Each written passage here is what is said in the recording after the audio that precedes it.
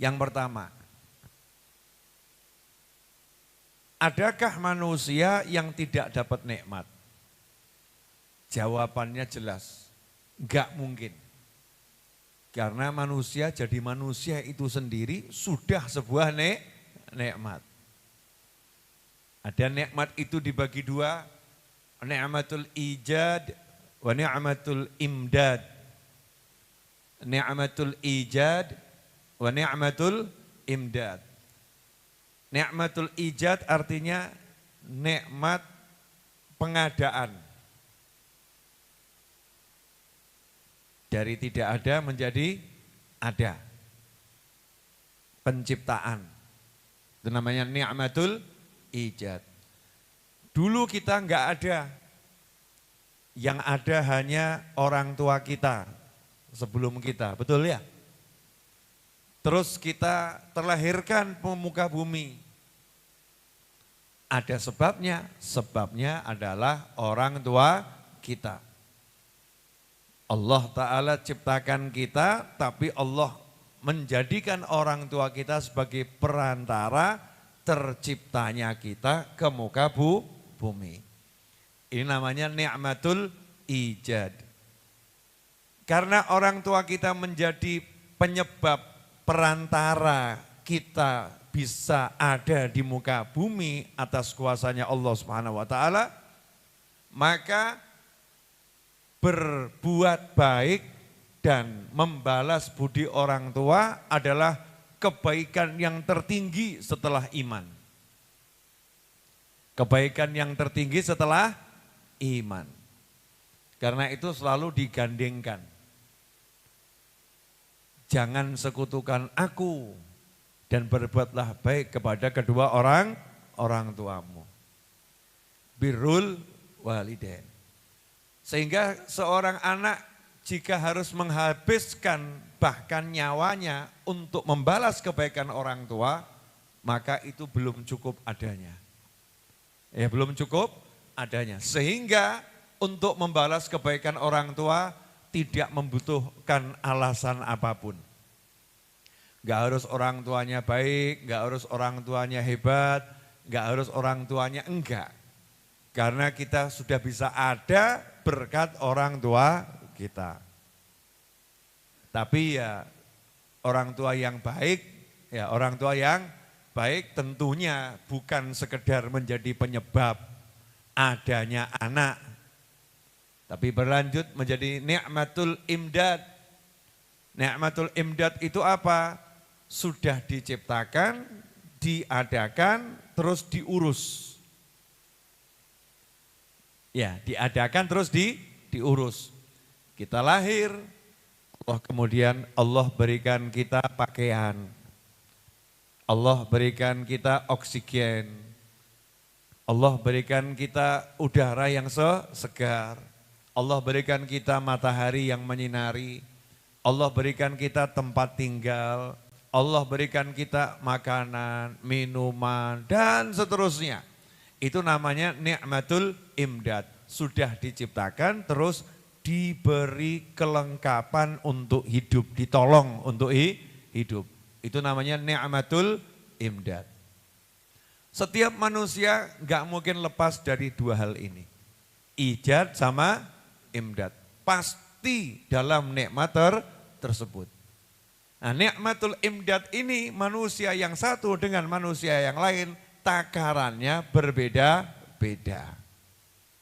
Takarannya berbeda-beda meskipun pada hakikatnya sama. Nah, ini saya ngomong begini mesti rodoan ya. Kok bisa takarannya beda-beda pada hakikatnya sama? Boleh saya nanya? Boleh. Tapi jawab jujur ya. Coba nggak usah jauh-jauh. Yang ada di mana ya? Jenengan? Ya, nanya aja. Tinggal di rumah sendiri atau rumah bersama orang tua atau rumah kontrakan? Yang mana? Bersama orang tua. Oke. Tinggal bersama orang tua. Artinya di rumahnya orang tua. Betul? Boleh saya nanya yang lain ya? Buat perbandingan. Ya buat perbandingan. Nanya sama Gus Kafa. Ya. Tinggal di mana? Di Ar-Raudhah. Bersama siapa? Saya. Mas Novel, kan gitu ya. Tinggal di Raudhah bersama Mas Novel, Gus Kafa. Pertanyaannya, tempat tinggalmu sama tempat tinggalnya Gus Kafa besar mana? Gus Kafa tempat tinggalnya Masjid Ar-Raudhah, 5.600 meter persegi. Oke? Besar atau kecil? Besar. Tempat tinggalmu? Jangan sebut meternya, lebih besar atau lebih kecil? Lebih kecil, betul ya? Gus Kafa besar, beliau lebih kecil. Sama-sama numpang, yang satu numpang orang tua, yang satu numpang Mas Novel. Jangan nanya Mas Novel numpang siapa, jangan. Tidak rampung-rampung tuh nanti. Kita fokus pada beliau berdua saja, oke? Ini takarannya sama atau beda? Beda, hakikatnya sama. Kenapa? Karena setiap yang lahir tinggalnya di bumi yang sama. Dan bumi itu luasnya nggak mungkin berbeda. Allah kasih kamu rumah yang luasnya sama. Bumi itu cuma titik berpijak pada luasnya jagat raya.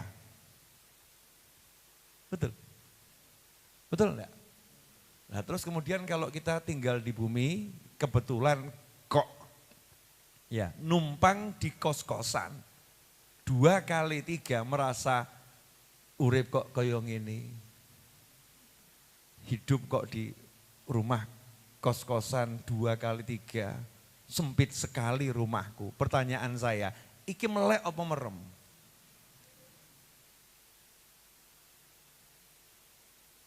Cuman ruang tidurnya yang kecil, betul ya? Ruang tidurnya yang kecil, karena dia nggak mau tidur di ruang yang besar. Jadi yang salah siapa?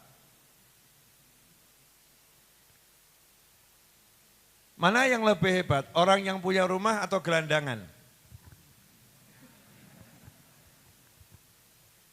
Nah ini kita ambil sudut pandang yang agak berbeda sedikit, boleh ya? Mana yang lebih hebat, orang yang punya rumah atau gelandangan? Yang disebut gelandangan gitu ya. Mungkin kalau bahasa yang lebih halus lagi, penggembara. Ya, penggembara. Saya lebih suka pakai kata penggembara. Cuman kalau masyarakat suka ngomongnya siapa itu gelandangan gitu ya. Kalau saya lebih suka kata pengembara. Mana yang lebih hebat? Pengembara atau orang yang tinggal di rumah? Orang yang tinggal di rumah itu sudah membatasi ruang geraknya. Rumahmu 5.600 meter, koyo-koyo ini gede. Padahal kecil. Pengembara, rumahku, bumi adalah rumahku. Ya, Mars adalah rumahku, rembulan adalah rumahku, di mana aku berpijak, itulah rumahku saat itu. Sugih apa gak sugih? Sugih, dadi sing melarat sing ndi? Loh, Mas, mohon maaf. Terus nanti toilet Anda di mana? Di mana ada kamar mandi, disitulah toiletku. Ayo piye, sugih sapa? Kaya mana? Saya mau nanya kaya mana ini? Mulai mikir, oh iya pikir-pikir bener ya, oh, bodoh aku ya, tak kotai barang loh ya. Mohon maaf, itu tadi penggembara menjadi terasa kaya karena hatinya enggak pernah protes, hatinya syukur. Dia merasa rumahku sangat luas. Sementara ada orang merasa dia, saya kok rumah cuma 2 kali 3 ya. Saya kok.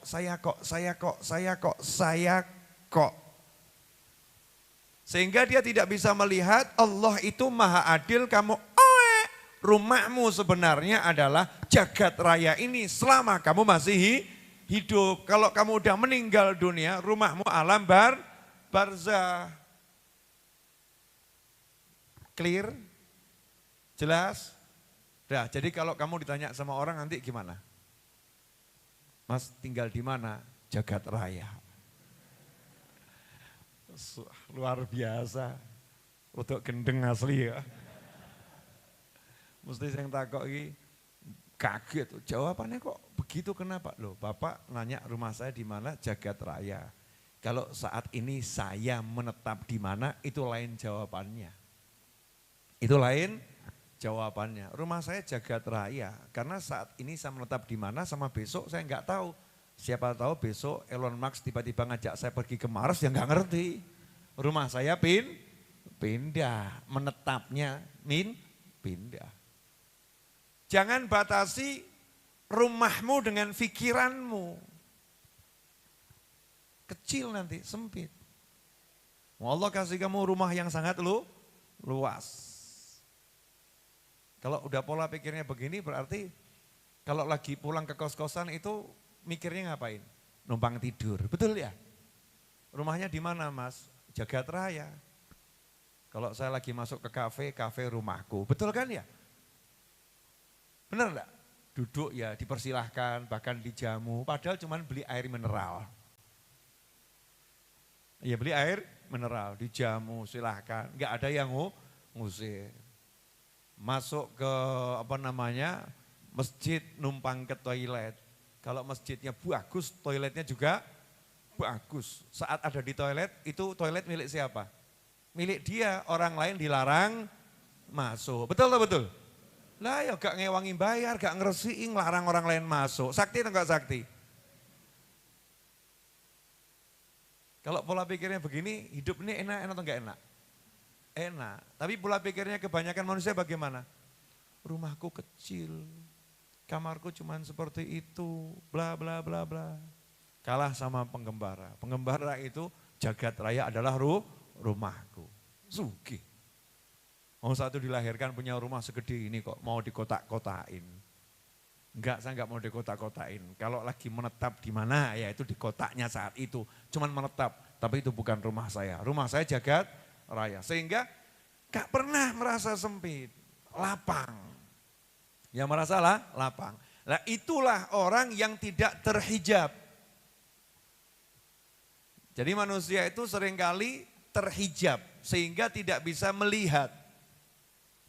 Saya mau kasih contoh, Ustaz tolong ambilkan ridak di kamar saya. Ya minta tolong salah satu ya di sana. Yang warnanya krem kuning. Karena harus pakai itu contohnya. Sabar, ya sabar, nyantai dulu aja. Terus pokoknya rodok aneh didik kan mesti buat orang tanda tanya. Ya tanda tanya. Lanjut atau cukup? Lanjut, janjinya minimal 45 menit, insya Allah. Ada nikmatul ijad, nikmatul imdad. Jadi selalu manusia itu dalam nikmat karena ada imdad, ditolong terus untuk hidup, ditolong terus. Kalau nikmatul imdadnya selesai, hidupnya selesai. Berarti setiap manusia itu dalam guyuran nikmat. Gak mungkin gak dapat nikmat, muslim maupun kafir, iman maupun kufur. Dalam guyuran nikmat yang luar biasa. Makanya Al-Quran diawali dengan Bismillahirrahmanirrahim. Dengan nama Allah yang menyayangi yang tidak beriman. Dan dengan nama Allah yang menyayangi yang beriman. Jadi Ar-Rahman itu kasih sayang Allah untuk yang beriman maupun yang gak beriman. Semua disayangi. Kalau Ar-Rahim itu kasih sayang Allah khusus untuk yang beriman. Jadi Allah itu udah mengumumkan yang enggak iman ya tak sayangi. Kalau yang iman ya pasti punya sayang yang berbeda. Yang enggak beriman disayangi bagaimana? Diizinkan tinggal di muka bumi, menghirup oksigen. Sama iman enggak iman ya sama-sama hirup oksigen. Iman enggak iman ya sama-sama diizinkan menikah. Iman enggak iman ya sama-sama dikasih rezeki. Tapi kalau jannah, surga, oh enggak iman, sorry. Itu kasih sayangku di surga hanya untuk yang beriman. Nikmat kubur hanya untuk orang yang beriman. Tapi kalau di muka bumi atau nanti di planet mana di dunia ini karena enggak begitu penting, semua dikasih. Ya, jazakumullah khairan. Makasih Ustaz. Cepat betul, lari kamu. Luar biasa, ngos-ngosan. Enggak, Masya Allah, ahli. Ini kan selendang ya, selendang. Selendang ini kalau digunakan untuk menutupi pandangan saya, maka disebut hijab. Coba bangun, Zaini. Sini aja Zaini. Ya, Fuad sini. Fuad sini. Ya, pegang ini. Memang kalau enggak, kamu sini, Zaini sini. Berdiri, pegang. Ya, ini selendang ya, selendang. Kalau dibeginikan, sehingga saya tertutup dari kamera, saya tidak bisa melihat di depan saya, maka selendang ini menjadi hijab. Akhirnya orang yang begitu banyak di depan saya tidak terlihat. Maka ketika saya ditanya, apakah ada orang di sana kalau lagi terhijab seperti ini, saya katakan, enggak ada, ini cuman adanya kain, adanya cuman kain. Terus saya cuman lihat kursi, kayu, badan saya, orang yang demikian banyak enggak terlihat. Tapi begitu hijabnya dilepas, turunkan coba. Kaget saya, ternyata banyak orang. Bisa dipahami? Jadi sederhana ya masalahnya. Masalahnya saya nggak bisa lihat kalian semua gara-gara apa? Coba angkat lagi. Gara-gara ada apa? Hijab. Turunkan hijabnya. Ya, kelihatan semua. Jelas? Udah, makasih. Jazakumullah khairan. Ya. Ini kalau nggak begini nanti kurang paham. Itu artinya hijab. Jadi hijab adalah sesuatu yang menutupi pandangan. Bayangkan ketika hijab itu nempel di hati. Sehingga hati tidak bisa melihat nikmat-nikmat yang diberikan Allah Ta'ala. Seperti tadi, kalau yang namanya selendang ini ditaruh di depan mata saya, bahkan tangan saya pun nggak bisa saya lihat. Bahkan tangan saya pun nggak bisa saya lihat. Sehingga saya akan mengatakan nggak ada, ini orang-orang ini nggak ada.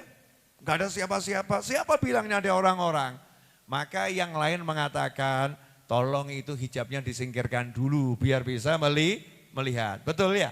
Begitu hijabnya disingkirkan kelihatan kaget. Oh ternyata banyak manusia yang ganteng-ganteng di depan saya dan cantik-cantik di belakang sana. Itu bisa kelihatan kalau hijabnya singkap. Apa kaitannya dengan syukur? Nah kenapa kita enggak bisa merasakan nikmat? Padahal nikmat itu sedemikian banyak, kita diguyur nikmat tanpa henti. Kenapa enggak bisa merasakan? Karena nikmatnya enggak kita lihat. Kenapa nikmatnya enggak kita lihat? Karena kita terhijab sehingga enggak kelihatan itu sebagai nikmat. Nikmatnya ada, manusianya di depan saya tadi ada, tapi enggak kelihatan. Nikmatnya ada, terlampau banyak, tapi enggak kelihatan. Kenapa enggak kelihatan? Karena pandangannya terhijab, tertutup oleh sesuatu. Sampai di sini jelas? Bisa dipahami? Oke, bayangkan kalau sekarang begini, bangun lagi, Ustadz. Ya, mohon maaf ini kalau nggak dikasih contoh, nggak bisa jelas. Ya, jangan dihijabkan dulu, turunkan dulu. Ustadz, biar seru contohnya ya. Ambilkan tempat sampah. Tapi jangan yang kotor ya. Biar tahu itu tempat sampah. Ya, biar tahu itu tempat sampah. Karena kalau nggak pakai contoh gini kita belajar bertahun-tahun nggak paham. Mungkin tahu tapi nggak nyampe ke hati, nggak nyantol, nggak biar gitu ya. Nggak terus gitu, enggak. Kurang apa namanya? Klik ya, kurang klik. Makanya Nabi SAW itu kadang-kadang bersama para sahabat Rasul juga memberikan contoh. Dalam Al-Quran pun Allah suka memberi contoh, permisalan, contoh-contoh. Ini contohnya dipraktekkan. Biar yang ngomong semakin paham, yang dengar juga semakin paham. Jadi hijab itu adalah sesuatu yang menutup pandangan. Ya Ustaz Is, cari sampahnya jangan jauh-jauh, yang dekat aja. Alhamdulillah, moga tunjuk dulu. Sudah habis. Ibu-ibu toiletnya sudah di tempat yang baru ya, walaupun toiletnya belum selesai punyanya ibu-ibu, punya bapak-bapak yang di pojok sana ya. Nah, nanti insya Allah Jumat depan sudah yang di atas sudah nggak ada toilet lagi. Jadi di area musola ini nggak ada toilet, nggak ada tempat wudhu, toilet tempat wudhunya kita jauhkan sedikit. Ya biar lebih lebih sucinya lebih bagus ya, lebih bagus dan toiletnya juga kita buat lebih cakep, lebih menyenangkan biar pada betah di dalam gitu. Yo enggak begitu, jangan betah dalam toilet. Sudah Ustaz Iis? Ternyata Ustaz Iis bingung, cari tempat sampah yang enggak kotor itu yang mana gitu ya. Padahal tinggal ngambil tempat sampah seadanya yaitu insya Allah tidak kotor. Masya Allah. Oh ini yang namanya Zaini. Ya satu ada. Zaini Al-Banjari. Insya Allah. Cita-cita belum jelas. Cuman satu katanya. Jadi orang baik. Insya Allah. Sudah Ustaz? Ustaz? Ustaz Iis? Ya. Kalau Ustaz Iis kelamaan terpaksa saya cari tempat sampah sendiri. Nah ini baru kalau ini. Baru ngambil dari kamar ini. Wah ini ambil tempat sampah baru ini. Maksud saya biar kelihatan kotornya gitu ya. Tapi jangan kotor-kotor. Jazakumullah khairan. Silakan Ustaz. Nanti kembalikan lo ya. Iya ini jatahnya buat toilet. Ini toiletnya laki perempuan tempat sampahnya begini. Ada tutupnya. Ini tempat sampah. Anggap saja tempat sampah ini isinya sampah kotor ya. Kebetulan ada di depan saya. Ada di depan saya. Nah di depan saya ini juga ada meja, ada kopi, ada rebana, ada orang-orang ganteng-ganteng depan saya, di belakang ada cantik-cantik gitu. Seharusnya tempat sampah ini tidak terlampau mengganggu kalau pandangan saya melihat yang lain, betul ya? Betul? Nah, cuman sayangnya terhijab, angkat hijabnya. Yang kelihatan cuma tempat sampah, tiap hari saya lihat tempat sampah, noleh kelihatan tempat sampah. Pertanyaannya, lah kalau saya hanya bisa melihat tempat sampah, nggak bisa lihat pria yang ganteng di depan saya, nggak bisa lihat meja, nggak bisa lihat kopi, nggak bisa lihat rebana, nggak bisa lihat daun-daun tumbuhan yang kelihatan tempat sampah saja. Kira-kira saya nyaman atau nggak nyaman? Nyaman atau nggak nyaman? Nggak nyaman, coba dibuka hijabnya. Begitu hijabnya dibuka saya kaget, silahkan duduk. Ternyata, ya, masukkan tempat sampah. Baru soalnya, tidak apa-apa. Ya ternyata, ya nanti gitu iklan, enggak dibayar. Mereknya gitu, nih ya. Yang lain Mary nanti. Ya, ternyata setelah tempat sampah ini, hijabnya dibuka, tempat sampah enggak akan saya lihat lagi. Kenapa enggak dilihat? Ternyata banyak keindahan di depan mata. Jelas? Jelas. Jadi kalau hijab tersingkap itu menguntungkan atau merugikan? Menguntungkan. Nah pertanyaan saya, coba dihitung nikmat di tubuhmu dan di dirimu, ya kira-kira jumlahnya banyak atau sangat banyak? Sangat banyak, betul? Tapi pada umumnya manusia sibuk lihat nikmat atau tersandera dan tertawan sama sedikit yang gak enak. Saya kasih contoh sederhana, boleh? Makan, selesai makan enak, bersih semuanya. Ada satu yang nempel di gigi, namanya apa itu? Bahasa Indonesianya. Bahasa Jawanya selilitan ya. Bahasa Indonesianya ada daging yang tertinggal di sela-sela gigi, kedawan ya. Bahasa Jawanya apa? Selilitan. Begitu selilitan itu semua pikiran kita, mata kita, lidah kita, semua bergerak ke arah selilitan tadi, betul? Sehingga gigi yang tidak bermasalah tadi menjadi bermasalah, ya kan? Jadi terasa enggak enak. Kalau kita enggak segera memutuskan diri, stop, jangan ngurusin selilitan, itu sampai subuh gitu terus itu. Capek atau enggak capek? Capek ya. Nah itulah permisalan orang yang hidupnya fokus sama yang gak enak. Satu yang gak enak membuat dia melupakan semua yang enak.